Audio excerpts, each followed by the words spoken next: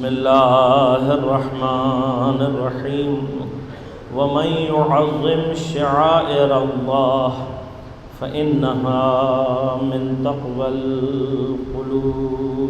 سلامات.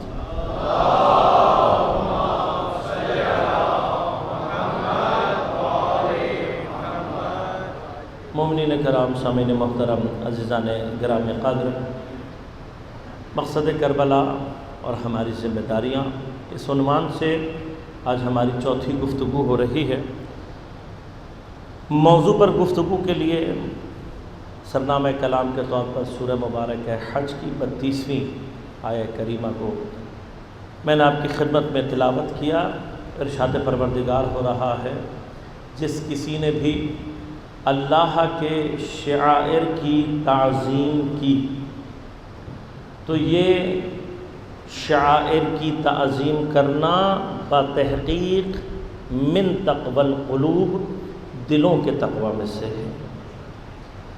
مرحلہ گفتگو ابھی اس مرحلے میں ہے کہ شعائر کا معنی ہمارے ذہنوں میں واضح ہو جائے، کلیئر ہو جائے، ہمیں پتہ لگ جائے کہ شعائر کہتے کسے ہیں.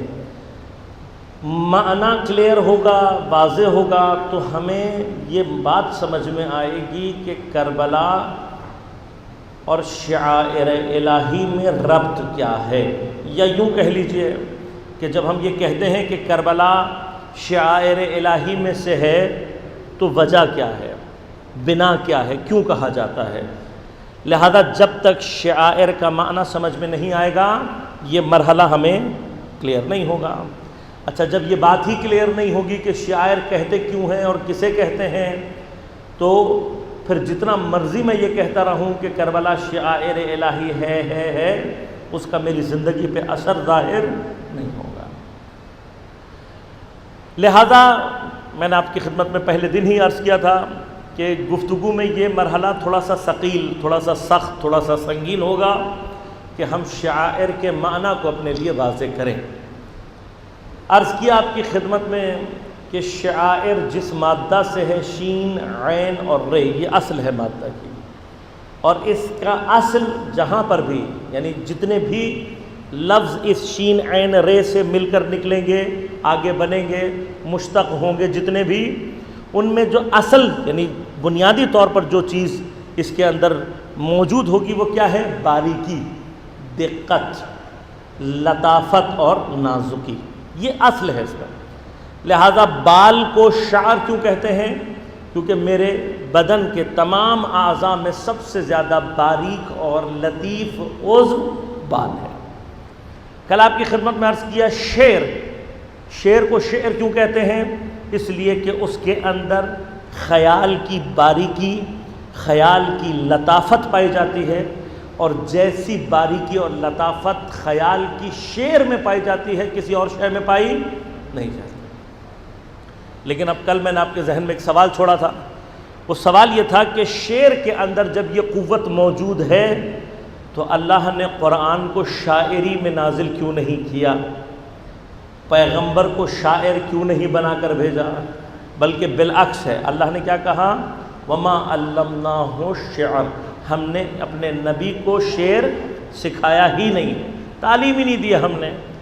پیغمبر سے شاعر ہونے کی نفی کی گئی ہے. کیوں؟ شعر کی قوت میں نے آپ کی خدمت میں عرض کیا، انسان کے حافظے میں شعر سب سے زیادہ جا کر گویا اس کا پرنٹ، اس کا نقش ایسا ہوتا ہے، بچپن کے زمانے کا یاد کیا ہوا شعر بعض اوقات ساری زندگی یاد رہتا ہے.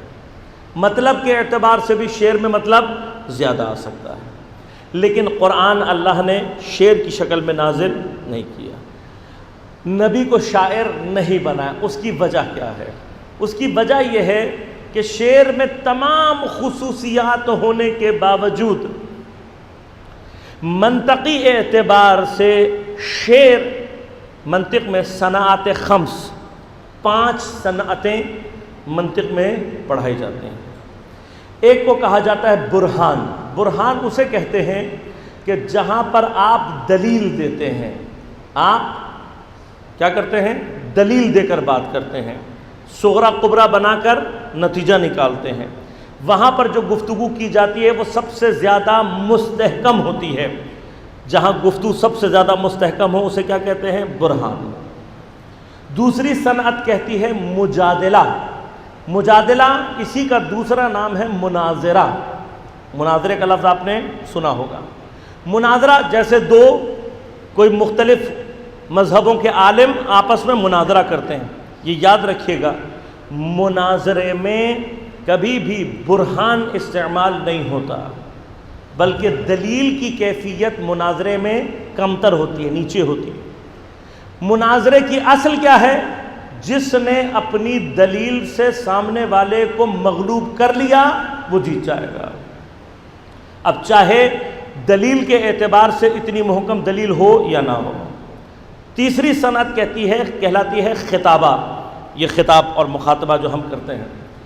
خطابت میں دلیل اور نیچے آ جاتی ہے، دلیل کی کیفیت ضعیف ہو جاتی ہے. انسان کے جو احساسات ہیں ان کو موٹیویٹ کرنے والی چیزوں کی اہمیت زیادہ ہو جائے. اب دیکھیے وہ خطابت زیادہ مقبول ہوتی ہے جو انسان کے احساسات کو زیادہ متحرک کر دے. کچھ غلطیاں ہم نے تاریخ میں منبر کے ساتھ یہاں پر کی ہیں. منبر پر بیٹھنے والے کو ہم نے خطیب نام دیا اور اس نے پھر خطابت کے جوہر دکھائے. نتیجہ کیا نکلا؟ ہم دلیل کے مرحلے سے دور ہوتے چلے گئے. اب خطیب کیا کرتا ہے؟ یاد رکھیے گا خطابت فنی اعتبار سے دلیل میں بحث نہیں کرتی. دلیل میں بحث نہیں کرتی. خطابت کیا ہے؟ میں 2 یا 4 جملے ایسے بولوں جو آپ کے احساسات کو متحرک کرے. لازماً جب آپ کے احساسات متحرک ہوں گے تو پھر میں ایک جملہ کہوں گا، آپ نعرہ حیدری لگائیں گے، آسمان تک آوازیں جائیں گی، میں ایک کامیاب خطیب بن جاؤں گا. خطابت کا فن یہ ہے. یہ ہم نے غلطی کی ہے، ہم نے منبر کی شناخت میں غلطی کی ہے. بنیادی طور پر یہ منبر خطابت کے جوہر دکھانے کے لیے نہیں ہے. آپ کہیں گے پہلا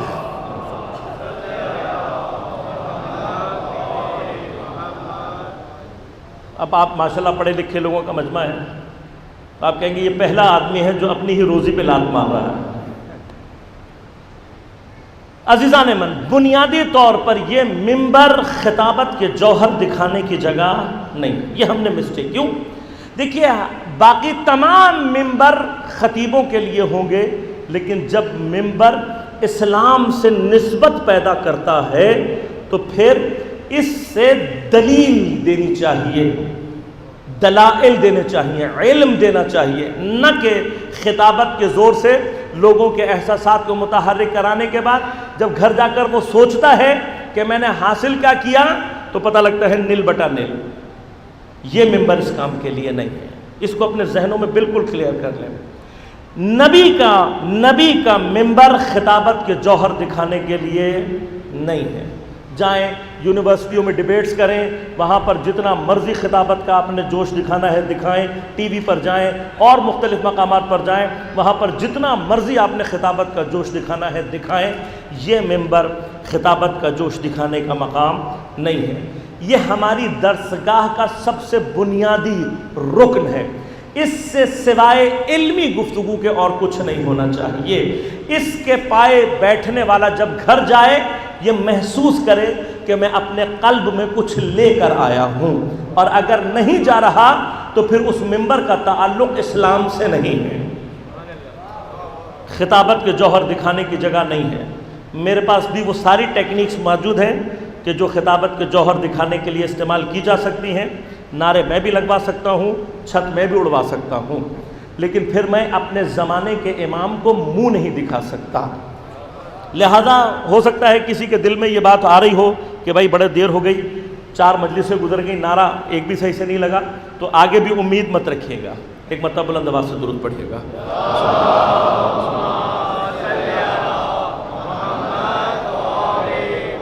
اس لیے کہ کل بھی میں نے آپ کی خدمت میں عرض کیا تھا، میری نظر میں حقیقی نعرہ وہ ہے کہ جب گھر میں جا کر آپ سوچیں گے دوبارہ اور علمی فضیلت اہل بیت کی آپ کو سمجھ میں آئے گی، اور پھر آپ ایک وجد میں آ کے نعرہ لگائیں گے. میری نظر میں نعرہ وہ ہے. گھر میں نعرہ لگائیں گے، امام تک پہنچے گا، مجھے تک پہنچانے کی ضرورت نہیں. عزیزان من، شعر کا مسئلہ کیا ہے؟ شعر چوتھی کیٹیگری ہے منطق میں. شعر کے اوپر جب بات آتی ہے منطقی اعتبار سے شعر دلیل کا میدان نہیں ہے. منطق کے اعتبار سے میں نے کل تعریف بھی کی تھی، لطافت خیال، دقت خیال. شعر میدان ہے تخیلات کا. کس کا ہے؟ تخیلات کا. اب اس تخیلات کے میدان میں ہوتا کیا ہے؟ آپ نے جیسے ہی کسی بات کو شاعری کہا، اگرچہ اس میں دلیل شامل ہو، شعر کہتے ہی دلیل کی حیثیت ختم ہو جاتی ہے، وہ محض ایک خیال بن کر رہ جاتا ہے. متوجہ ہوگا؟ پس اگر خدا نخواستہ قرآن شاعری کہلائے اور پیغمبر شاعر ہو تو وحی کا انکار خود بخود ہو جائے گا، کیونکہ قرآن ایک شاعر کا تخیل بن کر رہ جائے گا.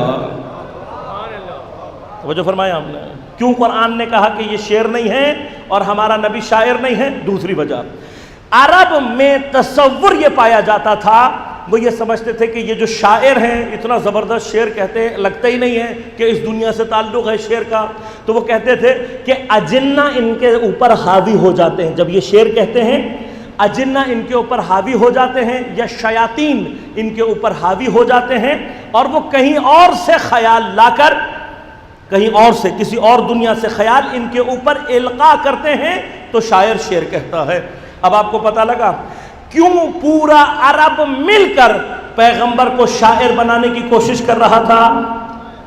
سمجھ میں آئی اب آپ کو بات؟ دشمن کی چال سمجھ میں آ رہی ہے؟ اس وقت کا دشمن بھی اتنا نادان دشمن نہیں تھا. اسے پتا تھا ایک مرتبہ تم پیغمبر کو شاعر ثابت کر دو، یہ جتنا مرضی وحی کی باتیں کرتے رہیں گے، ہر بات خود بخود خیال بن جائے گی. ہر بات خود بخود خیال بن جائے گی. اب یاد رکھیے گا، ایک مرحلہ ہے، پیغمبر ہو، نبی ہو، امام ہو، ولی ہو، وصی ہو، کسی بھی مقام کا ہو، ہر چیز سے جنگ لڑ سکتا ہے، لیکن عوام کی جاہلیت سے جنگ نہیں لڑ سکتا. جاہلیت عوام سے جنگ نہیں لڑ سکتا. تفصیلی موضوع جاہلیت کا ایک دوسری جگہ چل رہا ہے، ہم جہاں دوسری جگہ گفتگو کر رہے ہیں اس کا آگے چل کر موضوع ہے ہی یہی. تفصیل سے بحث کی ہے میں نے وہاں پر کہ جاہلیت انسان، لوگوں کی جاہلیت نبوت اور امامت کو کس جگہ پر لے کر آ جاتی ہے. جاہلیت اگر عوام کے درمیان میں موجود ہو تو جب جاہلیت عوام کے درمیان میں پائی جائے، موسیٰ کئی سال تک تبلیغ کرنے کے لیے 35 یا 40 دن کے لیے غائب ہوتا ہے، پیچھے سے سامری پوری قوم کو گوسالہ پرستی پر لگا دیتے ہیں. ان کے درمیان میں اللہ کا نبی بھی موجود ہوتا ہے، ولی بھی موجود ہوتا ہے. نبی کا خلیفہ ہونے کے باوجود ہارون اپنی تلوار کے قبضے پر ہاتھ رکھ کر بیٹھا رہتا ہے. قوم سارے کی ساری گوسالہ پرست بن جاتی ہے. اب سمجھ میں آئی آپ کو بات کہ کیوں کی مرحلہ تھوڑا سا وضاحت کے ساتھ سمجھا دوں. حضرت موسیٰ ایک شجاع نبی، بہادر نبی ہے. حضرت موسیٰ کی شجاعت کیا ہے؟ لے کر چلے ہیں اپنی قوم کو ساتھ، مصر سے باہر نکلنا چاہتے ہیں. فرعون اپنے پورے لشکر کے ساتھ پیچھے آ رہا ہے. آگے چلے، کیا تھا آگے؟ دریا. اب آگے دریا ہے، پیچھے لشکر. آگے دریا، پیچھے لشکر. قوم کہاں جائے؟ کہاں جائے قوم؟ تو قوم نے کیا کہنا شروع کیا؟ قوم نے کہنا شروع کیا، کہا موسیٰ تم نے مروا دیا، آج تم نے مروا دیا. پیچھے سے لشکر آ رہا ہے حملہ کرنے، آگے دریا ہے، نہ آگے جا سکتے ہیں، دریا میں غرق ہو جائیں گے، نہ پیچھے جا سکتے ہیں، لشکر آ رہا ہے. لیکن حضرت موسیٰ پورے اعتماد کے ساتھ کہتے ہیں ربی سیہدینی، میرا پروردگار بہت جلد میری ہدایت کرے گا، بہت جلد میرا پروردگار، ڈرنے کی کوئی ضرورت نہیں ہے، پورے اطمینان کے ساتھ. اور آپ پھر اپنے پورے لشکر کو لے کر نکل بھی گئے. لیکن اسی موسیٰ کے لیے قرآن نے کہا کب؟ جب یہ جادوگروں کا مقابلہ کرنے جا رہے تھے. جب حضرت موسیٰ جادوگروں کا مقابلہ کرنے جا رہے تھے. اوجس موسیٰ خیفتن، موسیٰ نے اپنے دل کے اندر خوف کو احساس کیا. کس بات کا خوف تھا موسیٰ کو؟ قرآن کہہ رہا ہے حضرت موسیٰ نے خوف کو احساس کیا. کس بات کا خوف تھا؟ کیا جادوگروں سے شکست کا خوف تھا حضرت موسیٰ کو؟ حضرت موسیٰ کو شکست کا خوف ہے؟ نہیں، شکست کا خوف نہیں ہے. پھر کس بات کا خوف ہے؟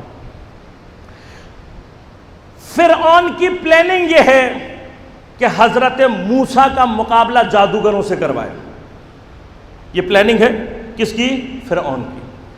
دیکھیے سب سے پہلے تو نبوت کی یہ توہین ہے کہ نبی کے معجزے کو جادوگر کے شعبدے سے مقابلہ کرایا جائے.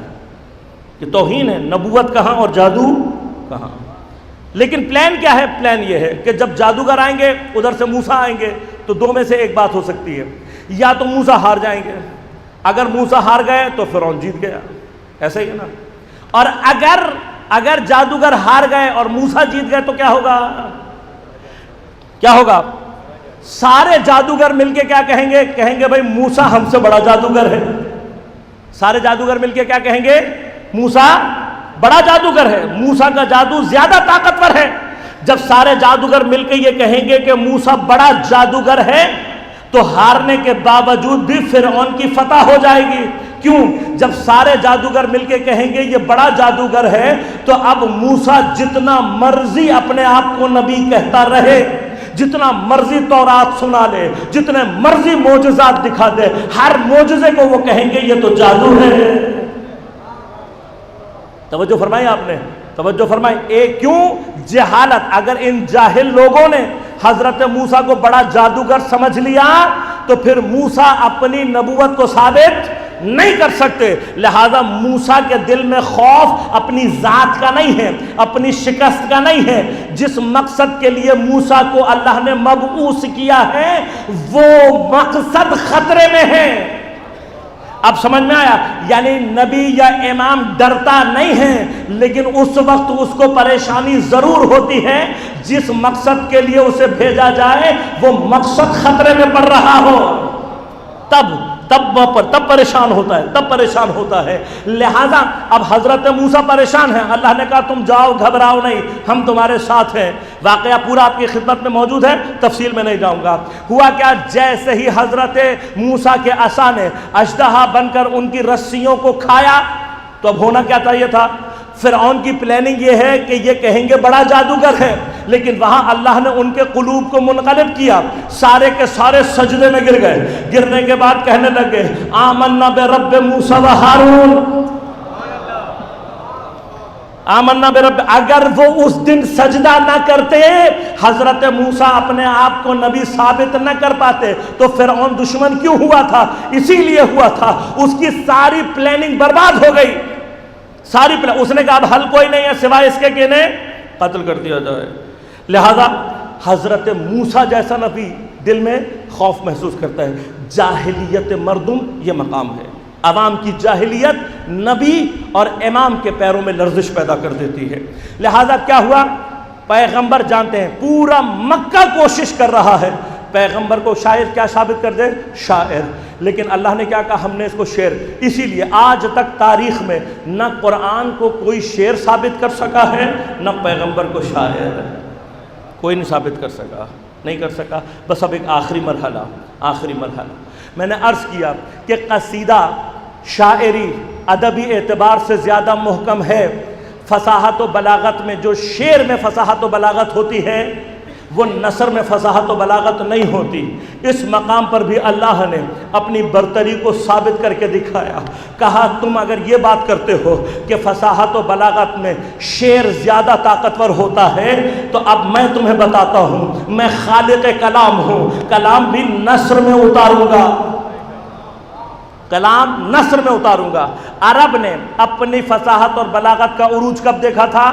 پیغمبر کے زمانے میں بہترین شاعر جمع ہو گئے تھے. 7 یا 10 بہترین شاعر، ان کے بہترین فصاحت اور بلاغت کے مجموعے، سبعات معلقات سب یا معلقات 10 10 یا 7 بہترین قصیدے.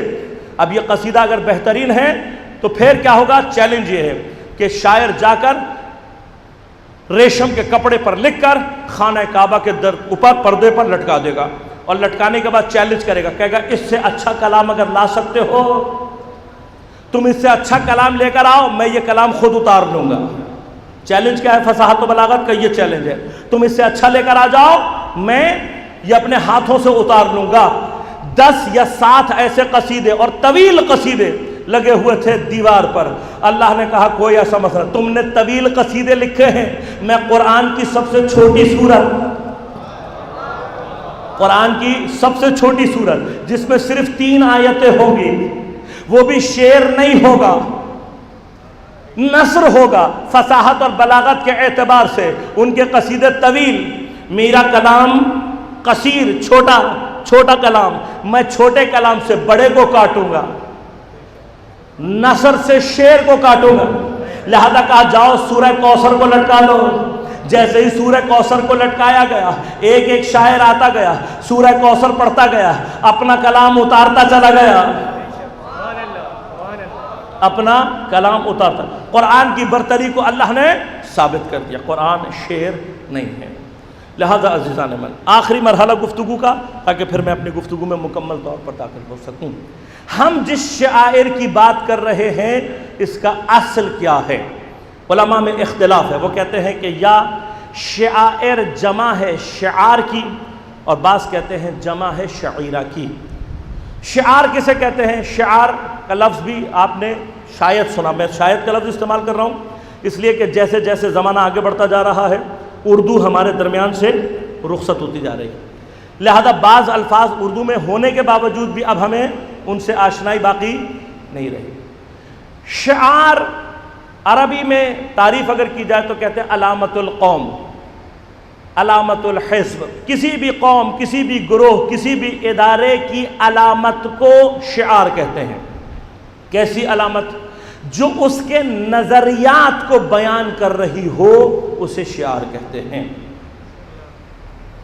تھوڑی سی مشکل گفتگو کی، اب ذرا آسان کروں۔ دیکھیے شعار کا لفظ اردو میں استعمال ہوتا تھا، ایک زمانہ ہوتا تھا کہ جب خواتین کی ایک صفت بیان کی جاتی تھی، سلیقہ شعار خواتین، اگر یاد ہو ذہنوں میں کبھی یہ لفظ بھی استعمال ہوا کرتا تھا۔ کیا استعمال ہوا تھا؟ سلیقہ شعار۔ سلیقہ شعار کا مطلب کیا ہوتا تھا کہ اس خاتون کا سلیقہ، اس کی جو صفات ہیں ان کو بیان کرتا ہے، اس کے اندر جو کوالٹیز ہیں، اس کا سلیقہ، اس کا انداز اس خاتون کی صفات کو بیان کرتا ہے۔ اور آسان کر دو، شعار کا اگر آپ انگلش میں معنی کریں گے تو شعار کا معنی ہوتا ہے مارک، لیکن مارک کون سا؟ آج کل کے زبان میں تھوڑا سا تبدیل ہو گیا ہے لفظ، آج کل کی زبان میں کہلاتا ہے برانڈ، پرانے زمانے میں کیا کہلاتا تھا؟ مارک، جیسے ٹریڈ مارک کہلاتا تھا۔ ٹریڈ مارک کیا کرتا ہے؟ جب آپ ٹریڈ مارک دیکھتے ہیں آپ فوراً سمجھ جاتے ہیں یہ کس کمپنی کا۔ آج کل کیا کہلاتا ہے لفظ؟ برانڈ آپ دیکھتے ہیں فوراً آپ سمجھ جاتے ہیں کہ یہ کس کمپنی کا ہے۔ شعار کیا ہے؟ شعار علامت القوم، کسی بھی گروہ کی علامت کو کیا کہتے ہیں؟ شعار۔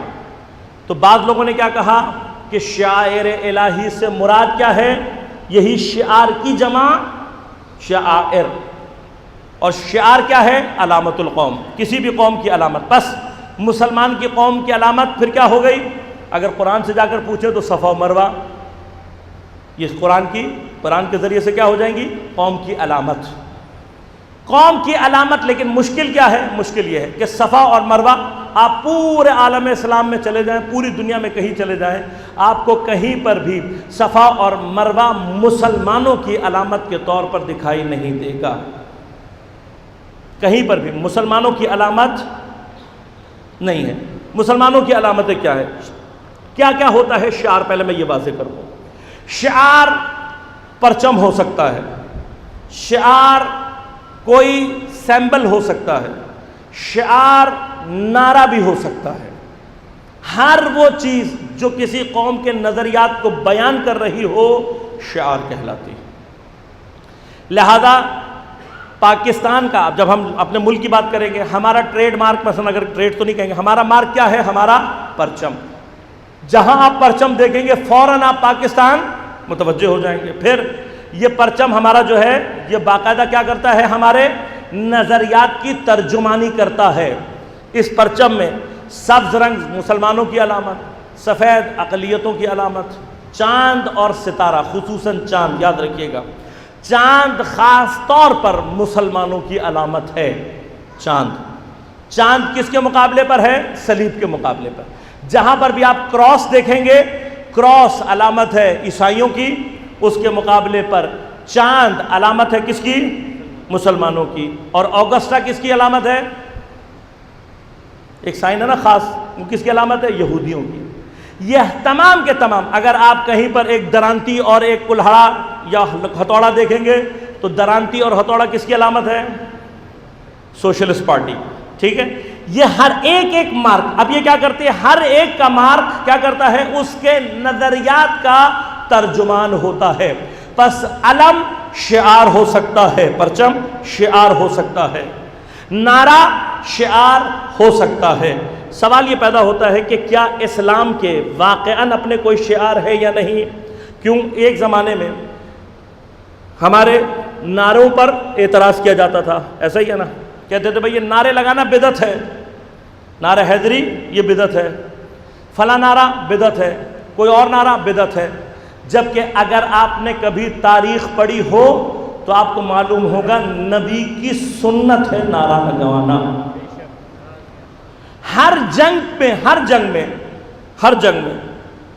پیغمبر ایک نیا نعرہ دیتے تھے، کہتے تھے یہ نعرہ لگاؤ۔ اب میں تفصیل میں نہیں جاؤں گا، اس تفصیل میں نہیں جاؤں گا کیونکہ اس کا میرے موضوع سے ربط نہیں ہے، لیکن ایک خاص تاریخ کی ایک واقعہ آپ کی خدمت میں بیان کروں گا اور پھر تیزی سے آگے بڑھوں گا۔ آج تک آپ نے بہت ساری جنگیں سنی ہیں جو تلوار کے ذریعے سے جیتی گئی ہیں، ایسے ہی تقریباً اکثر جنگیں وہ ہیں جو تلوار سے جیتی گئی ہیں، لیکن ایک جنگ، ایک غزوہ ایسا ہے جو تلوار سے نہیں جیتا گیا بلکہ نعروں سے جیتا گیا ہے۔ تاریخ کی حقیقت ہے، کسی بھی تاریخ میں جا کر دیکھ، شیعہ سنی فرق نہیں ہے، کسی بھی تاریخ میں جا کر دیکھیے، یہ کہلاتا ہے غزوہ بنی نذیر۔ بنو نذیر کون تھے؟ یہودیوں کا ایک قبیلہ تھا، ان کا ایک اپنا قلعہ تھا۔ خیبر میں جب پیغمبر خیبر فتح کرنے گئے تھے تو ان کے ساتھ طے یہ ہوا تھا کہ یہ پیچھے سے سازش نہیں کریں گے، ان کے ساتھ پیکٹ ہوا تھا باقاعدہ، لیکن انہوں نے کیا کیا، انہوں نے پوری سازش کرنے کی کوشش کی، لیکن پیغمبر نے اور مولائے کائنات اور مسلمانوں نے مل کر ان کی سازش کو کنٹرول کر لیا۔ اب جب پیغمبر خیبر سے پلٹے تو یہ اپنے قلعے میں جا کر بند ہو گئے، محصور ہو گئے۔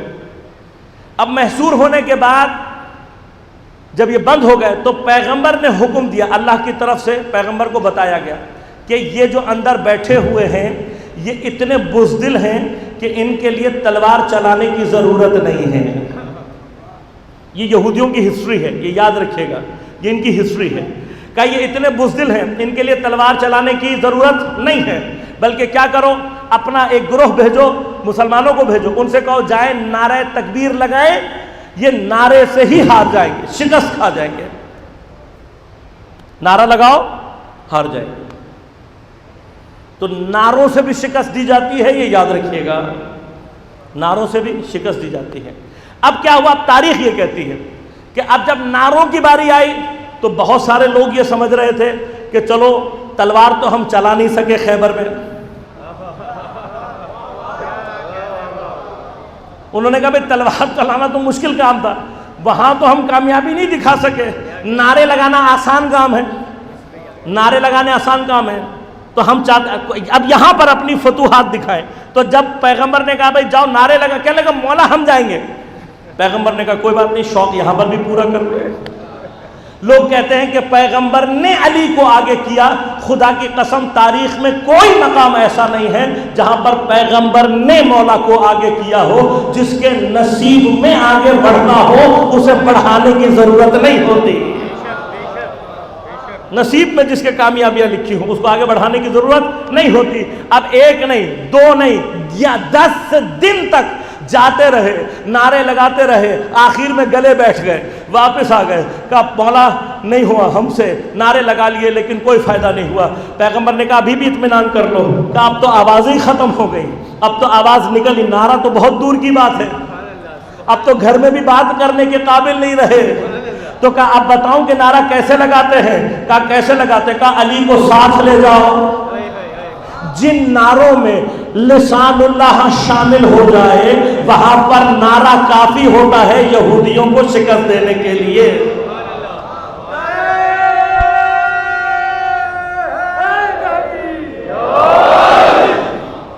وہاں پر نعرہ کافی ہوتا ہے یہودیوں کو شکست دینے کے لیے، لہذا ایک پوری جنگ جیتی گئی ہے نعرے کے ذریعے سے۔ میں بحث اس میں بہت زیادہ کر سکتا ہوں لیکن نہیں کروں گا، کیوں؟ اس لیے کہ مجھے مقصد کی طرف بڑھنا ہے۔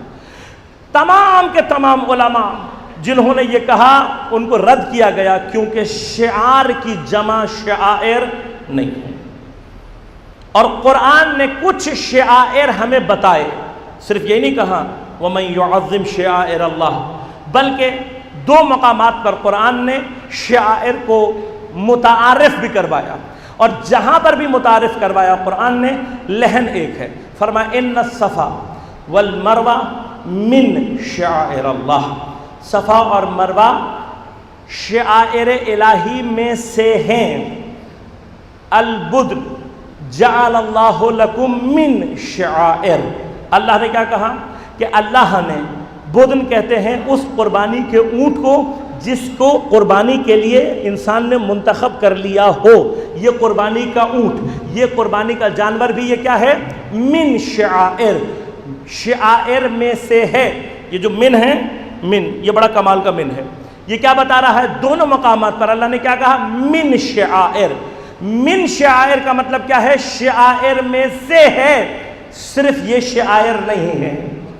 اب اس سے فائدہ کیا؟ اس کا مطلب کیا ہوا؟ اس کا مطلب اللہ نے دو مقام پر شعائر کو ایگزیمپلیفائی کیا ہے کہ دیکھو صفا اور مروہ بھی شعائر میں سے ہے، جانور قربانی کا یہ بھی شعائر میں سے ہے، تم ان کے اوپر تدبر کرو، ان کے اندر غور کرو، دیکھو یہ کیوں شعائر بنے ہیں، پھر جو بھی ان جیسی کوالٹیز رکھتا ہوگا خود بخود شعائر الہی۔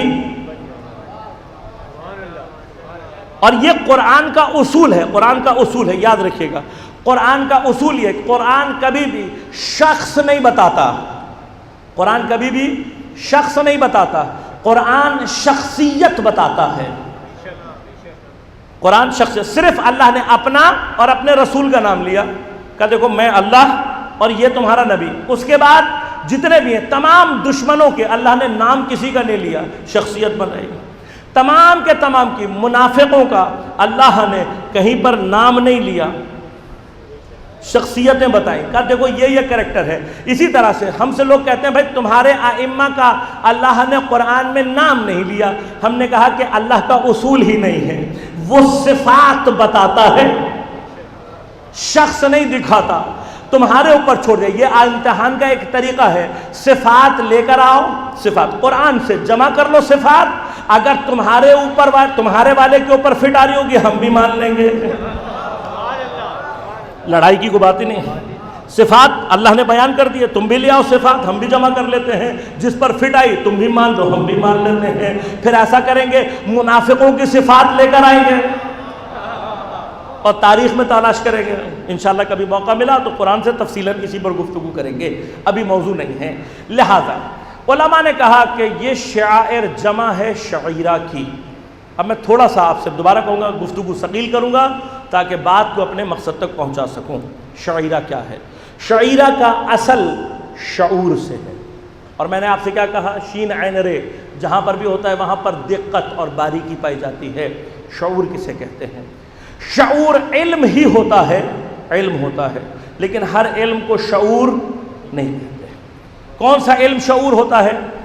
وہ علم شعور ہوتا ہے یوصل الیہ بوجہ دقیق کدقۃ الشعر، وہ علم کہ جس میں آپ بال کی باریکی کی طرح سے کسی شے کا علم حاصل کر لیں، جس چیز کو آپ بال کی باریکی کی طرح سے پہچان جائیں اسے کیا کہتے ہیں؟ شعور۔ تب ہوتا کیا ہے، بہت ساری چیزیں ہماری معلومات میں تو ہوتی ہیں، ہمارے شعور کا حصہ نہیں بنی ہوتی. معلومات کا حصہ ہوتی ہے، شعور کا حصہ نہیں ہوتی. اب میں ایک ایگزامپلیفائی کروں آپ کو کہ اب مثلاً آپ کا شہر، میں آپ سے پوچھوں کہ بھائی کراچی کے راستے کس کس کو معلوم ہے، بہت سارے لوگ ہاتھ کھڑے کر دیں گے کہ بھائی ہمیں راستے معلوم ہے. لیکن کراچی میں اب جوان طبقہ شاید اتنا اس کو حس نہ کر سکے، لیکن تھوڑے سے جو بزرگ سال ہیں وہ اچھی طرح سے حس کر سکتے ہیں. آج سے 10 15 20 سال پہلے جو کراچی کے حالات چل رہے تھے، یاد ہوگا آپ کو کہ کراچی کے کیا حالات تھے. اس قدر حالات خراب تھے کہ گھر سے نکلے ہوئے آدمی کو یقین نہیں ہوتا تھا کہ میں گھر واپس آؤں گا. اب ایسے حالات جو کراچی کے تھے، جن لوگوں نے وہ حالات دیکھے وہ بتائیں گے کہ جب کراچی کے حالات خراب ہوتے تھے تو کراچی کی ٹریفک، کراچی کے راستے، اس کا شعور رکھنے والا کون ہوگا؟ جس کو کراچی جیسے شہر کی گلی گلی کا معلوم ہو، کون سی گلی کہاں نکلے گی، کون سے علاقے میں نکلے گی، کہاں سے جاؤں گا، کہاں پہنچوں گا. اب اگر میں کہوں ایسا کتنے لوگوں کو معلوم ہے تو بہت تھوڑے لوگ ہوں گے. کیوں؟ ڈفرنس محسوس کیا آپ نے؟ ایک معلومات کیا ہے کہ بڑی بڑی راستے، آپ کو بڑے بڑے راستے پتہ ہے کہ بھائی یہاں سے جاؤ گے وہاں سے جاؤ گے پہنچ جاؤ گے. ایک راستہ کیا ہے؟ اتنے دقیق طریقے سے کراچی کو جاننا کہ اگر خدا نہ خواستہ کوئی آپ کے پیچھے بھی لگ جائے یا راستے سارے بند ہوں تب بھی آپ اپنی منزل تک پہنچ سکیں. اسے کہتے ہیں شعور. اتنی اچھی طریقے سے کسی شے کو جان لینا، یہ کیا کہلاتا ہے؟ شعور. شعیرہ کا کیا تعلق ہے؟ فرمایا کہ شعور، شعیرہ کیا ہے؟ اس کا ٹول ہے، شعور کا ٹول ہے. یعنی کیا؟ ما یدرک باللطف یا باللطافت والدقہ حول عظمتہ وسلطانہ وجلالہ. کسی بھی شے کو اس کی لطافت کے ساتھ ایسے درک کرنا کہ اس کی عظمت، اس کی جلالت، اس کی سلطنت آپ کے شعور میں داخل ہو جائے. ایسا کام کرانے والی چیز کو شعیرہ کہتے ہیں. اب میں گفتگو کو آسان کر کے بیان کروں. مثلا آپ کو کسی شے کے بارے میں معلوم ہوا، یہ علم کہلائے گا. اگر کوئی شے اسی چیز کی علم کو آپ کے شعور کی منزل میں اس طریقے سے لے کر چلا جائے کہ وہ شے نہ صرف آپ کے شعور میں آ جائے بلکہ اس کی عظمت، اس کی سلطنت، اس کی ہیبت، یہ سب کا سب آپ کے شعور کے منزل میں آ جائے تو اسے کہتے ہیں شعیرہ.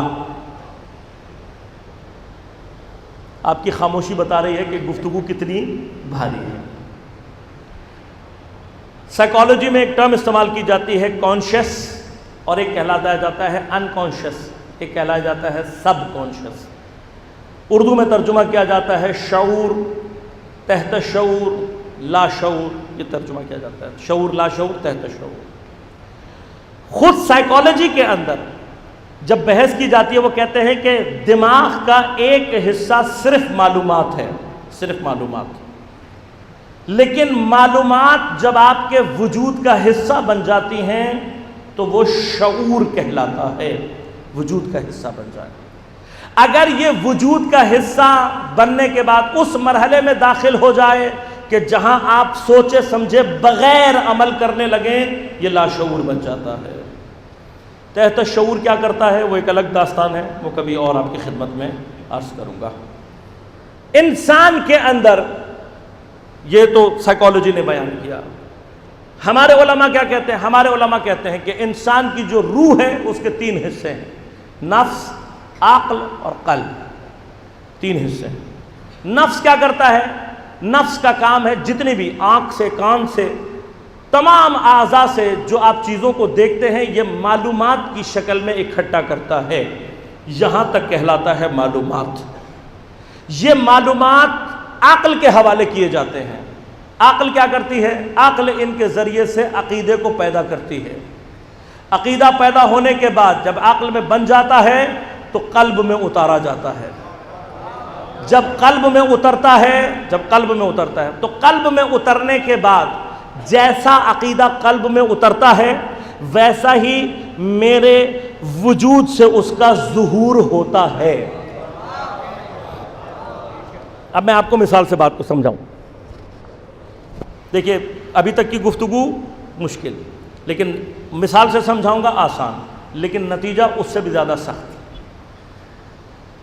میری عقل، میرا نفس دیکھتا ہے، سنتا ہے۔ ایک تجربہ آپ کو یہ بتا رہا ہوں، مثلا میرے سارے رشتہ دار اگر بہت اچھے ہوں گے تو میرے ذہن میں جو معلومات ٹرانسفر کی جائے گی وہ کیا ہوگی کہ رشتہ دار اچھے ہوتے ہیں۔ عقل قانون بنائے گی، عقیدہ بنائے گی کیا کہ رشتہ دار اچھے ہوتے ہیں۔ تو میرے قلب میں جب یہ عقیدہ بن کے اترے گا کہ رشتہ دار اچھے ہوتے ہیں تو میں کیا کروں گا، ہمیشہ رشتہ داروں سے اچھا سلوک کروں گا خود بخود۔ اگر خدا نہ خواستہ الٹ ہو جائے تو کیا ہوگا، مجھے سارے رشتہ دار برے ملیں تو میں نتیجہ کیا نکالوں گی عقل میری کہ رشتہ دار برے ہوتے ہیں۔ عقیدہ کیا بنے گا، رشتہ دار برے ہوتے ہیں۔ قلب میں چلا گیا تو میں رشتہ داروں سے سلوک کیسا کروں گا، برا۔ ہو گیا یہ۔ اب ایک مرحلہ اور آپ کو سمجھاؤں، ایک مرحلہ اور۔ بعض اوقات عقل غلط عقیدہ بناتی ہے اور قلب میں غلط عقیدہ اتار دیتی۔ جب غلط عقیدہ اترتا ہے تو انسان کے وجود سے کیا ہوتا ہے، غلط چیزوں کا ظہور ہوتا ہے۔ اب کامن پرابلم ڈسکس کر رہا ہوں، اس پہ غور کیجیے گا۔ مجھے بچپن میں میری والدہ نے یا مثلا میرے کسی بھائی نے یا میرے کسی بڑے نے بچپن میں جب میں چھوٹا تھا شرارتیں کرتا تھا، اس نے مجھے روکنے کے لیے چڑیل سے ڈرا دیا۔ ہاں ہمارے ہاں ٹرمینالوجی استعمال، وہ کہتے ہیں بھو آ گیا، اللہ بابا آ گیا، بھوت آ گیا، مردہ آ جائے گا، سر کٹا آ جائے گا۔ ایسے آپ نے بہت ساری ٹرمینالوجیز اپنے ہاں کہیں نہ کہیں سب نے سنی ہوئی ہوتی ہے۔ اب مجھے یہ بتائیے کہ کیا آپ میں سے کوئی ہے آج تک جس کا کسی چڑیل سے ملاقات ہوئی ہو، بھوت سے ملاقات ہوئی ہو، کوئی سر کٹا اس کے پیچھے لگا ہو، کوئی مردے کو اس نے زندہ دیکھا ہو؟ اگر آپ اپنی عقل استعمال کریں گے، اب عقل استعمال کریں گے تو آپ کی عقل کہے گی نہ چڑیل وجود رکھتی ہے، نہیں رکھتی نا وجود، ایسی چیزیں وجود نہیں رکھتی، نہ بھوت وجود۔ جن کا معاملہ اور ہے، اجنہ کے اوپر گفتگو کبھی اور انشاءاللہ، اجنہ کی داستان الگ ہے، لیکن چڑیل نام کی کوئی چیز نہیں پائی جاتی، بھوت نام کی کوئی چیز نہیں پائی جاتی، سرکٹا نہیں ہوتا، مردہ زندہ نہیں ہوتا۔ لیکن بچپن میں جب مجھے ڈرایا گیا تو میرے نفس نے یہ معلومات لیں اور عقل کے حوالے کر دیں۔ عقل نے عقیدہ کیا بنایا کہ بھوت ہوتا ہے، چڑیل ہوتی ہے، بنانے کے بعد قلب میں اتار دیا۔ اب بھوت کا خوف، چڑیل کا خوف، مردے کے زندہ ہونے وغیرہ وغیرہ کا خوف، یہ کہاں پہنچ گیا، میرے قلب کے اندر پہنچ گیا۔ اب جب یہ قلب میں پہنچا تو اب مجھے ڈرانے کے لیے کسی بھوت کی ضرورت نہیں ہے۔ آپ کو مجھے ڈرانے کے لیے آپ کو کسی بھوت کی ضرورت نہیں ہے۔ اب میں نے اتنی علم حاصل کیا، اتنے سال پڑھا لکھا اور اس نتیجے پر پہنچا تحقیق کر کے کہ بھائی چڑیل نہیں ہوتی، بھوت نہیں ہوتا، مردہ زندہ نہیں ہوتا، یہ سب تحقیق سے ثابت کر لیا، ابھی کر لیا ہے۔ یہ ابھی عقل میں جا تو گیا، چلا گیا ہے، لیکن ابھی یہ عقیدہ بنا نہیں ہے، بن کر ابھی قلب میں اترا نہیں ہے، بلکہ بچپن کا رکھا ہوا ہے۔ تو میں نے تحقیق کر کے ثابت کر لیا۔ اب آپ کہیں مولانا اگر آپ نے ثابت کر لیا ہے تو ایسا کرتے ہیں، فلاں ایک قبرستان ہے بڑا ہانٹڈ قسم کا، ایک خوفناک سا قبرستان ہے، آپ ذرا رات کو ایک چکر وہاں کا لگا کر آ جائیں۔ مولانا صاحب جو ہیں انہوں نے تحقیق کی بھی ہے، ان کو عقلی طور پہ تو پتہ ہے کہ بھوت نہیں ہوتا، چڑیل نہیں ہوتی، چلے گئے بہادر بننے کے لیے، بہادری دکھانے کے لیے رات کو اکیلے قبرستان میں چلے گئے اور خدا نہ خواستہ کوئی آواز نکل آئی، کوئی چیز ہل گئی، کیا ہوا؟ صبح وہیں پر مولانا صاحب کی قبر اسی قبرستان میں تیار ہو رہی ہے۔ ایسے ہی ہے نا بھائی، ایسے ہی ہوتا ہے۔ اب دیکھیے گا، غور کیجیے گا، بچے کبھی کبھار دانش ہمارا یونیورسٹی کے بچے سوال کرتے ہیں، وہ کہتے ہیں وہ خدا جس کو میں نے دیکھا نہیں میں اس پر کیسے یقین لا سکتا ہوں؟ وہ خدا جو میں نے دیکھا نہیں میں اس پر کیسے بلیو کر لوں؟ وہ جنت جو میں نے دیکھی نہیں اس پر کیسے بلیو کر لوں؟ وہ میں نے عذاب، وہ جہنم جو میں نے دیکھی نہیں اس پر میں کیسے بلیو کر لوں؟ کہتے ہیں نا، سوال کرتے ہیں۔ تو میں ان سے پوچھوں گا تم کبھی چڑیل سے ملے؟ تم نے کبھی بھوت دیکھا؟ ہاں، کوئی سرکٹا ملا؟ تو جو چیز ایگزسٹ نہیں کرتی اس پر تم نے بلیو کیسے کیا؟ جو چیز وجود ہی نہیں رکھتی اس پر تم نے وجود کیسے بلیو کر لیا؟ یہ تو وجود ہی نہیں رکھتی۔ جنت اور جہنم اور خدا کے بارے میں تو کم از کم ہمارے پاس دلیل تو موجود ہے، کم از کم دلیل موجود ہے، آثار موجود ہیں، وہاں تو کچھ بھی نہیں ہے۔ تو اس کا مطلب یہ ہے، یہ یاد رکھے گا، انسان کی عقل اس قدر طاقتور ہے کہ جسے نہ دیکھا ہو اس کے اوپر بھی یقین پیدا کر سکتی ہے، عقیدہ کریٹ کر سکتی ہے۔ لیکن مشکل کیا ہے؟ اگر غلط عقیدہ قلب میں اتر جائے تو جب تک غلط عقیدہ قلب میں رہے گا اس کی جگہ صحیح عقیدہ کبھی بھی نہیں آ سکتا۔ اب میرا چھٹا امام فرماتا ہے، کیا فرماتا ہے؟ چھٹا امام فرماتا ہے ازالت الجبال احون من ازالت القلب۔ یاد رکھو، کسی پہاڑ کو اریز کرنا، کسی پہاڑ کو اپنی جگہ سے ہٹا دینا، پہاڑ ہٹا دینا آسان ہے، دل میں اگر غلط عقیدہ اتر جائے اسے مٹانا، اسے نکالنا مشکل ہے، مشکل ہے۔ پہاڑ مٹانا آسان، دل سے غلط عقیدہ نکالنا مشکل ہے۔ میرے اندر جو اب یہ غلط خوف بیٹھا دیا گیا ہے، میں ساری زندگی وہ چیز جو وجود نہیں رہتی اس سے ڈرتا رہوں گا۔ تو اب میرا جوان مجھ سے کہتا ہے، مولانا صاحب میں کیسے عذاب کا خوف اپنے اندر لے کر آؤں کہ تنہائی میں مجھے وہ خوف اللہ کی گناہ کرنے سے روک سکے؟ تو عزیزان من، مرحلہ تربیت کا ہے۔ اگر میری ماں نے، میرے بڑوں نے مجھے بجائے چڑیل کے ڈرانے سے اللہ کے عذاب سے اس طریقے سے ڈرایا ہوتا،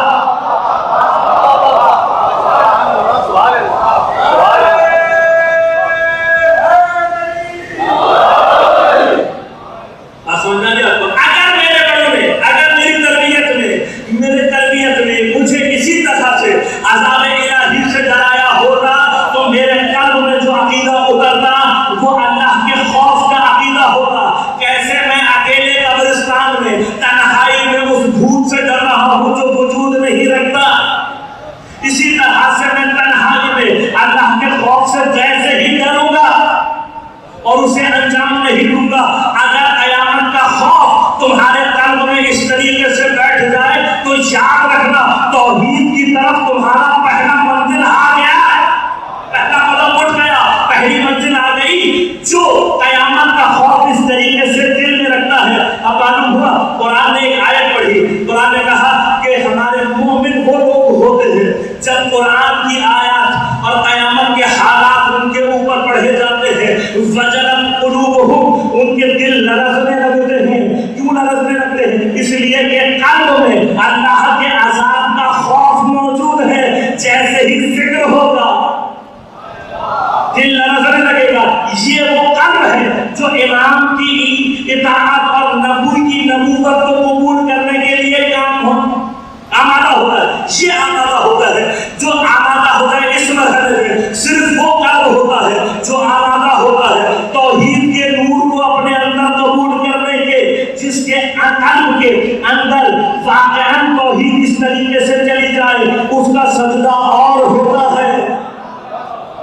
جس کے قلب میں توحید اس طریقے سے اتر آئے اس کا سجدہ اور ہوتا ہے، اس کا سجدہ ایسا ہوتا ہے جس کے قلب میں توحید آ جائے کہ سر سجدے میں ہوتا ہے تب بھی ذکر الہی کر رہا ہوتا ہے، نیزے پر اٹھا لیا جائے تب بھی ذکر الہی کر رہا ہوتا ہے۔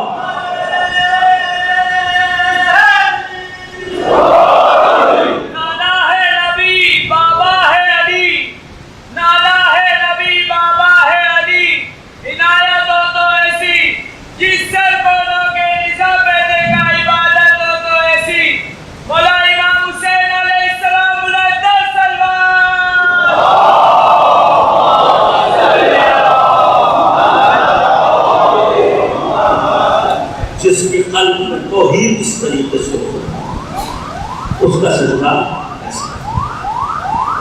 شعائر جس مادے سے نکلا ہے شعیرہ، اب یاد رکھیے گا،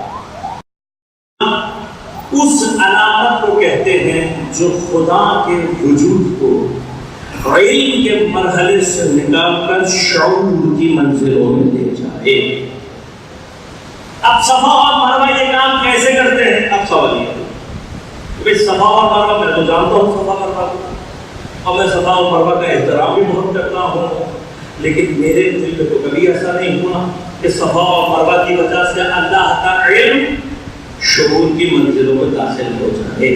اب کیسے کرتا ہے یہ کل انشاءاللہ آپ کی خدمت میں عرض کروں گا، اور کل جب ہم بحث کریں گے کہ صفا اور مروہ میں شعیرہ یعنی شعائر الہی ہونے کے اعتبار سے کیا چیز پائی جاتی ہے، تو پھر ہمارے لیے کچھ منازل آسان ہوگی، اور پھر ہم کربلا کو اسی معیار کے اوپر انشاءاللہ پرکھیں گے، اور خدا نے توفیق دی تو انشاءاللہ ثابت کریں گے کہ کربلا نہ صرف شعائر الہی ہے بلکہ عظیم ترین شاعر الہی کا نام کربلا ہے۔ لہذا کوئی کربلا تک پہنچ جائے اور خدا تک نہ پہنچے یہ ناممکن، مگر یہ کہ کسی کے دل کے اوپر تالا لگا، کسی کے قلب پر مہر لگی ہو۔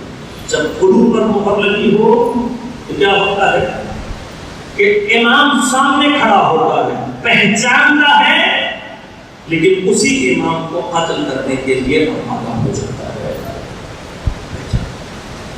ہمارے ساتھ اس کی تاریخ اٹھا کر دیکھیں گا، حیران ہوگا۔ ہمارے ساتھ بظاہر کوفہ کے مؤمنین میں شمار تھا، صفین میں امیر المؤمنین کے ساتھ تھا، امیر المؤمنین کے ساتھ مؤمنین میں شمار تھا۔ بعد میں اس نے اپنا شام کے ساتھ ارتباط بڑھانے کی کوشش کی تو وہاں پر بھی یہ اس مقام پر پہنچا کہ اس کو رے کی حکومت کا پروانہ مل چکا تھا،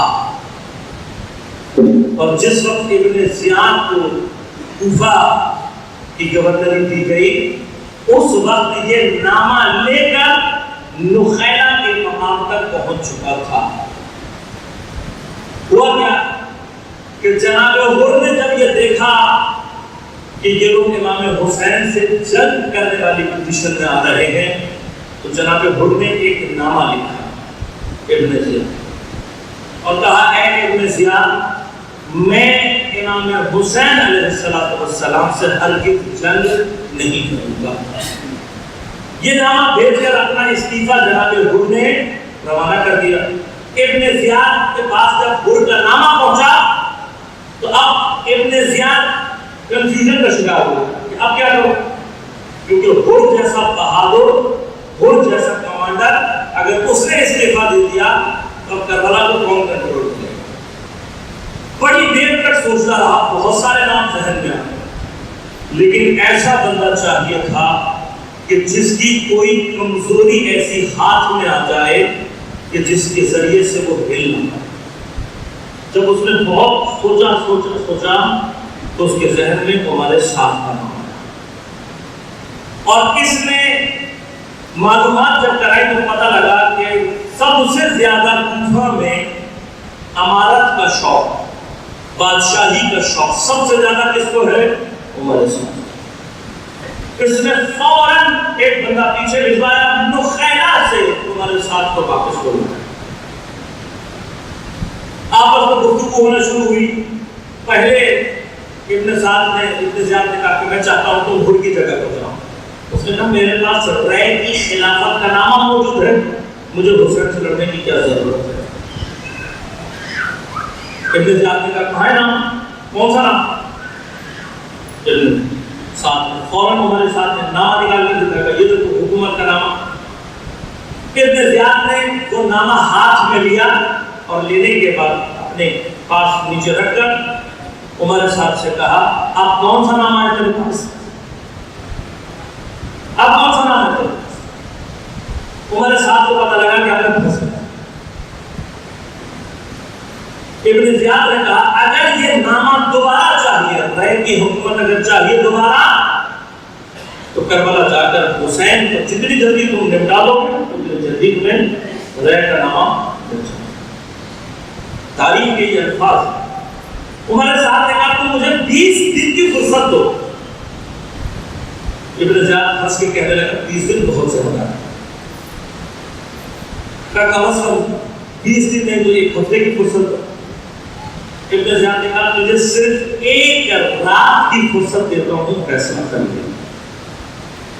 عمر صاحب نے پوری رات یہ جملے کہتے ہوئے گزارے، خدا کی قسم میں اپنے آپ کو جنت اور جہنم کے درمیان دیکھ رہا ہوں، لیکن صبح یہ کہتے ہوئے ابن زیاد کے دربار میں گیا، میں کیا کروں، رے کی حکومت مجھے جنت سے زیادہ عزیز ہے۔ جنت کس نے دیکھی ہے دیوان، لیکن رے کی حکومت میں بس انسان کبھی کبھار خدا کا شکر کرے کہ اس نے ہمیں اس طرح سے آزمایا نہیں کیا۔ ہمارے آپ کے ساتھ یقین کریں آزمائش ہو سکتی ہے، ہو سکتی ہے آزمائش، مجھے آپ کو بھی خدا آزمائشوں میں مبتلا نصیب۔ یہ جو ہمارے مسنگ پرسنز آج کل ایک مدت ہو گئی غائب ہیں، ان کی نسبت میرا اور آپ کا امتحان یہ ہے، یہ مت سمجھیں کہ یہ صرف ان کا اور ان کی فیملیز کا امتحان ہے، بلکہ ہر مومن کو اللہ آزمائش میں مبتلا کرتا ہے۔ کل ہر ایک شخص سے سوال کیا جائے گا کہ ان مومنین کا جو حق تمہاری گردن پر تھا وہ تم نے ادا کیا یا نہیں کیا۔ ہر مسلم کا سر جو بھی ہے مومن ہے، کس کی اٹھائے گا معلوم ہے نا، کس کی اٹھائے گا؟ ہمارا حکومت سے کوئی مطالبہ نہیں ہے، کوئی مطالبہ۔ ہم کہتے ہیں اگر یہ واقعاً مجرم ہے تو حکومت میں مگر عدالتی نظام نہیں ہے کیا؟ پاکستان میں عدالتی نظام ختم ہو گیا ہے؟ اگر ہو گیا تو اعلان کرے تاکہ ہم بھی ڈر اپنا انتظام کریں۔ اگر عدالتی نظام ہے تو پھر ان کے ٹرائل کرایا جائے، بلایا جائے، اگر ان کے اوپر کوئی الزام ثابت ہوتا ہے تو وہ سزا دو۔ یہ کون سا قانون ہے کہ بندے غائب کسی کو نہیں پتا؟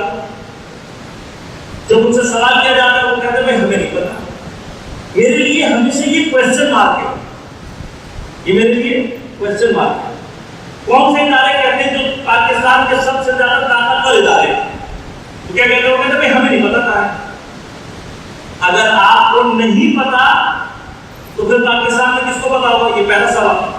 دوسرا، اگر آپ کو واقعہ نہیں پتا، ہم مان لیتے ہیں آپ کی بات کہ آپ کو نہیں پتا، تو پھر اقرار کریں کہ آپ کے اندر پاکستان کو چلانے کی اہلیت نہیں ہے۔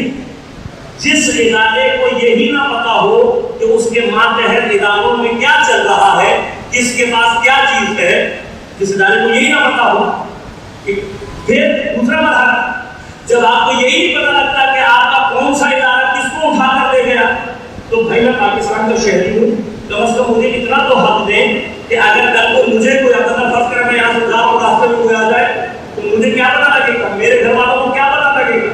آپ کو پتا نہیں لگتا تو میرے گھر والوں کو کیسے پتا لگے گا؟ مجھے کیسے پتا لگے گا کہ یہ کون ہے، کیوں اٹھا کے لے جا رہے ہیں؟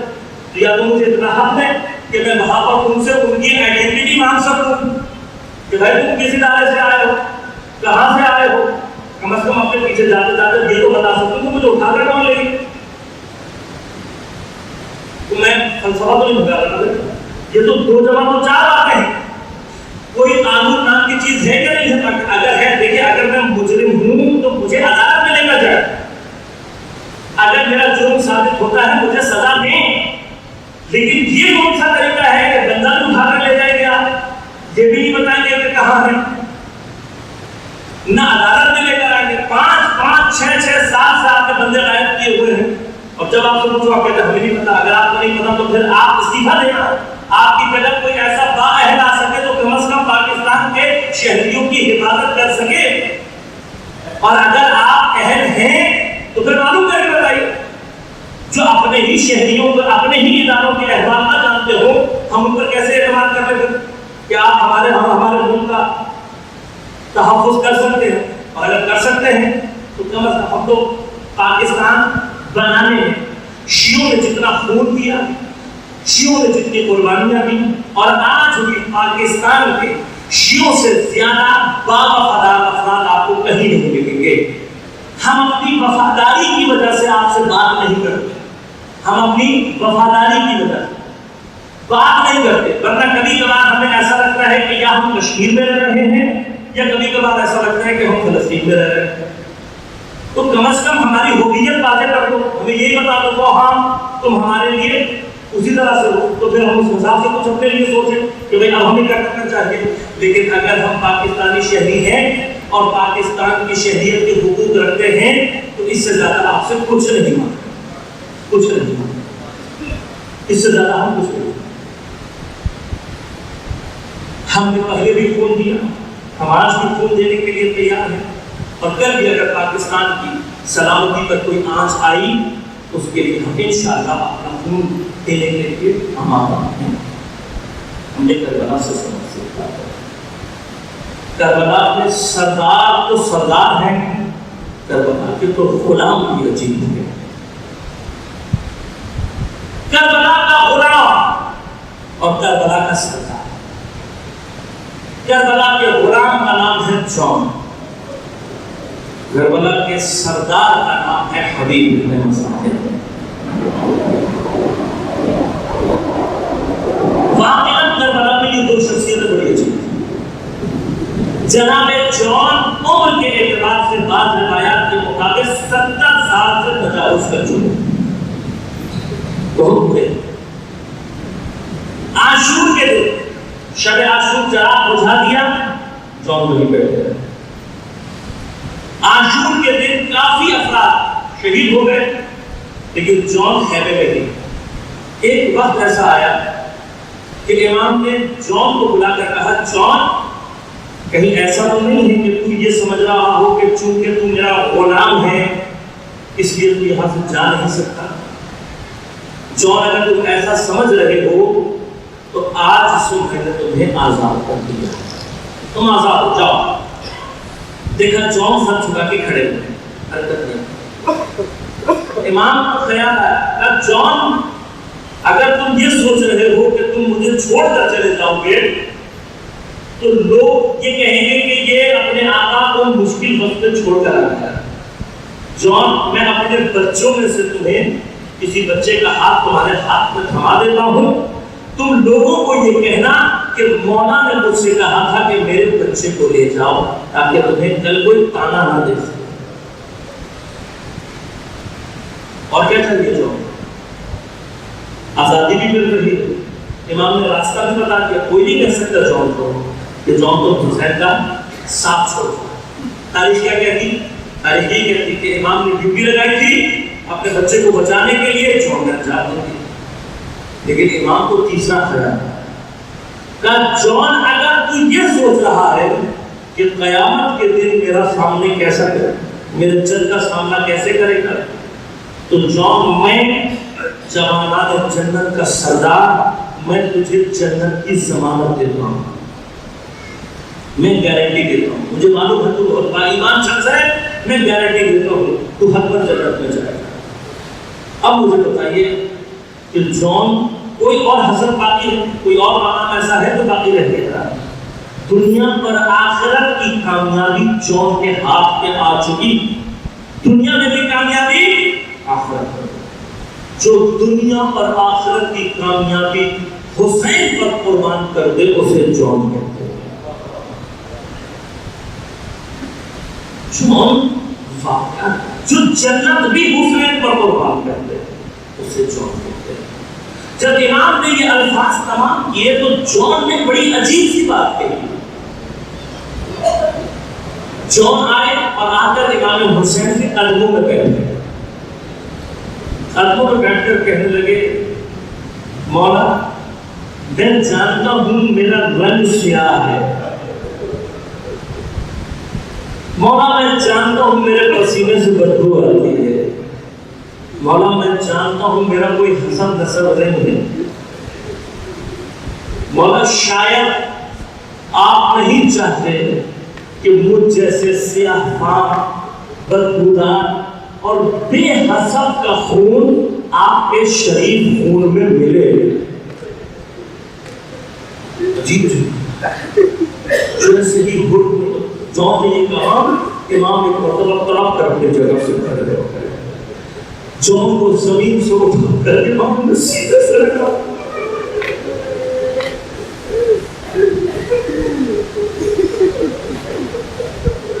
کہا جون ایسا نہیں ہے، تو میرے نزدیک بہت عزیز ہے، تو میرے نزدیک بہت عزیز ہے، کیا چاہتا ہے؟ کہا مولا کچھ نہیں چاہتا، صرف یہ چاہتا ہوں آپ اس میں جہاد دے دیں، شاید میرا خون جب آپ کے شریف خون کے ساتھ ملے گا تو میں قیامت کے دن آپ کے جج کے سامنے روح سے دنیا میں وہاں سفید روح ہو جاؤں گا، سرخ روح ہو جاؤں گا۔ مولا میں سرخ روح ہونا چاہتا ہوں۔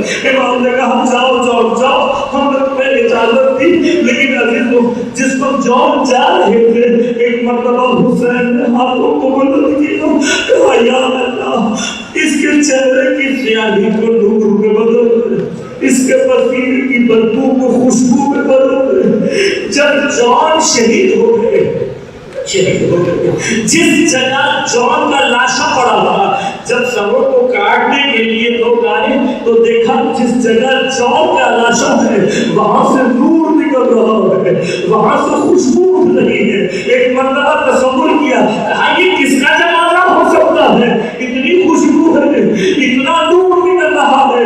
جب جا کر دیکھا تو جناب جان کا جنازہ رکھا ہوا تھا، خوشبو بھی نکل رہی تھی، نور بھی نکل رہا تھا، لیکن اللہ حسین نے جان کا جواب کیسے دیا؟ تاریخ کہتی ہے جس پر جان زخمی ہو کر زمین پر گر رہے تھے، آواز دی علیکم بالسلام یا ابا عبداللہ۔ اللہ تاریخ کربلا یہ کہتی ہے کہ ہر شہید کو لینے کے لیے حسین میدان میں نہیں گئے، شہید پکارتا تھا، کبھی جناب عباس، کبھی جناب مسلم ابن حسینہ جاتے تھے، کبھی حبیب ابن مظاہر جاتے تھے۔ جس وقت جوان نے گر کر پکارا، ارے جناب عباس جانا چاہتے تھے، امام نے روک دیا، حبیب جانا چاہتے تھے، مولا نے روک دیا، کہا یہ میرا غلام ہے، اس نے مجھے پکارا ہے، ارے میں جو علی اکبر کو لینے جانے والا ہوں پہلے میں جان میں لے کر آؤں گا۔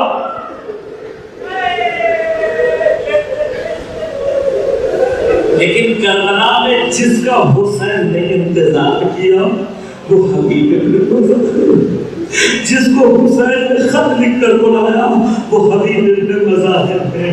جناب حبیب ابن مظاہر اتنی محبت ہے امام حسین کو، خط لکھ کر بلایا، حبیب مشکل میں ہو، تمہاری ضرورت ہے۔ یہ خط جب جناب حبیب کے پاس پہنچا، خط کا عبارت پڑھتے ہی جناب حبیب کے چہرے کا رنگ متغیر ہو گیا۔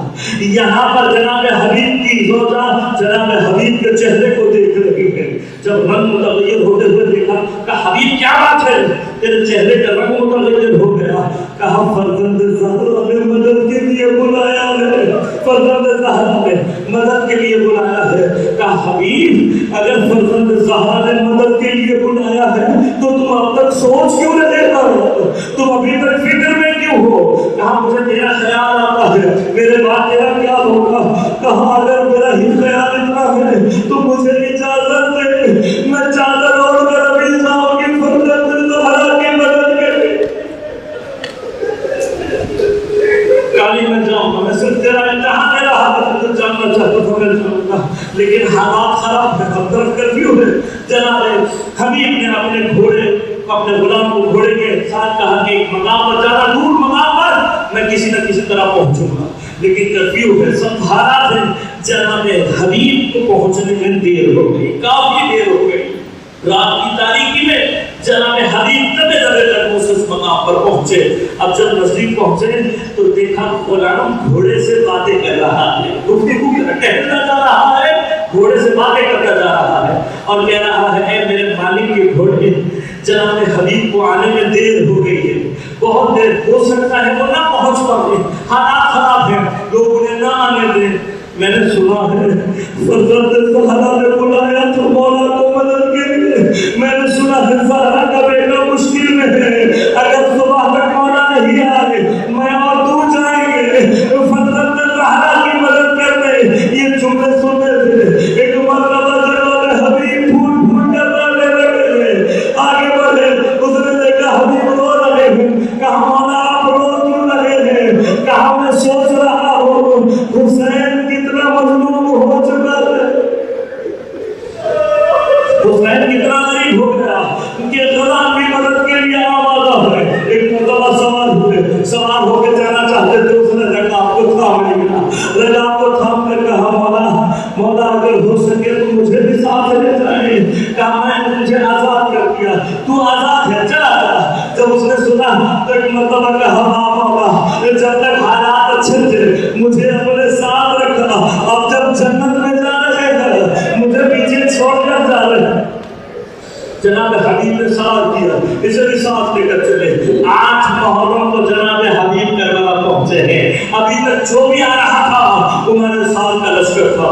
8 محرم بار بار امام کوفے کی جانب دیکھتے تھے، بار بار کوفے کی جانب دیکھتے تھے۔ کسی نے پوچھا مولا کیا بات ہے، کیا کوفہ سے کسی مدد کی توقع ہے، کیا کوفے سے کوئی لشکر آ رہا ہے؟ کہا میں نے کسی کو خود لکھ کر بلوایا ہے، خدا جانے جس کا انتظار حسین کرے وہ حبیب کس مقام پر لگا۔ جناب حبیب جیسے ہی دور سے غبار اٹھتا ہوا دیکھا، امام کو کسی نے بتایا مولا حبیب آ گئے ہیں۔ حبیب کا سننا تھا، حسین دوڑتے ہوئے حبیب کی طرف روانہ ہوئے۔ وہاں جیسے ہی دور سے حبیب نے حسین کو اپنی طرف دوڑتے ہوئے آتے دیکھا، ایک مرتبہ خود کے گھوڑے سے نیچے گرا دیا اور دوڑ کر حسین کی طرف گئے۔ ارے مرتبہ اپنے آپ کو قلبوں میں گرا کر کہا، اے فرزند زہرا تم اتنے غریب ہو گئے، ارے غلاموں کے لیے چڑھ کر آ رہے۔ مولا حبیب بتایا نہیں کر لگا، حبیب بتایا اور اٹھایا سینے سے لگا کر کہا، اے حبیب تو حسین کے قلب کی طاقت ہے، حبیب تو آ گئے، ہمیں اطمینان ہو گیا، میں واقعاً حیران ہوتا ہوں۔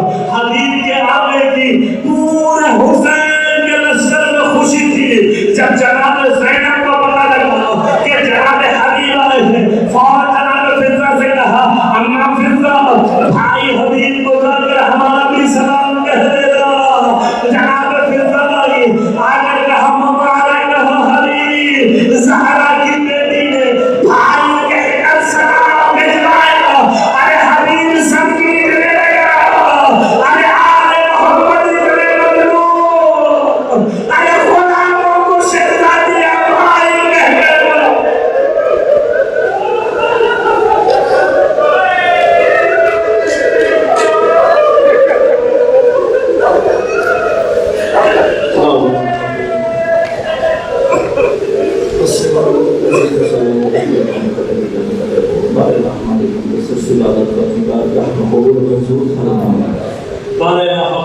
حضرت سید الشہداء منتقم حقیقی کربلا امام زمان علیہ السلام کے ظہور میں تعجیل فرما۔ بارے اللہ حق حضرت سید الشہداء عزادہ سید الشہداء کی حفاظت فرما۔ عزاداران سید الشہداء دنیا میں جہاں جہاں ہیں اپنی حفظ و امان میں ان کی پریشانیوں کو دور فرما، مشکلات کو آسان فرما۔ جتنے عزادار بیمار ہیں ان سب کو صحت کاملہ عاجلہ عنایت فرما۔ بارے اللہ بحق حضرت سید الشہداء جتنے ہمارے بے گناہ اسیر ہیں ان سب کو جلد از جلد رہائی عنایت فرما۔ بارے اللہ بحق حضرت سید الشہداء جہاں جہاں مؤمنین باطل سے بسر بیکار ہیں، بحرین میں، یمن میں، عراق میں، شام میں، سعودی عرب میں، لبنان میں، نائجیریا میں، بارے اللہ ان سب کو نصرت و کامیابی عنایت فرما۔ فلسطین، میانمار اور بالخصوص کشمیر کے مومنین کی نصرت فرما۔ دین دشمن اہل بیت دشمن قوتوں کو نیست و نابود فرما۔ استحالی استقلالی قوتوں کو، تکفیری قوتوں کو نیست و نابود فرما۔ بارے اللہ حق حضرت سید الشہداء تمام علماء مراجع نام کے حفاظت فرما۔ بالخصوص حضرت السیستانی رہبر معظم انقلاب اسلامی حزب اللہ کی رہبریت، انصار اللہ کی رہبریت کی حفاظت فرما۔ بارے اللہ بحق حضرت سید الشہداء ہم سب کو امام زمان علیہ السلام کے عوام انسان میں شمار ہونے کی توفیق عنایت فرما۔ ربنا تقبل منا انک انت السمیع العلیم برحمتک یا ارحم الراحمین۔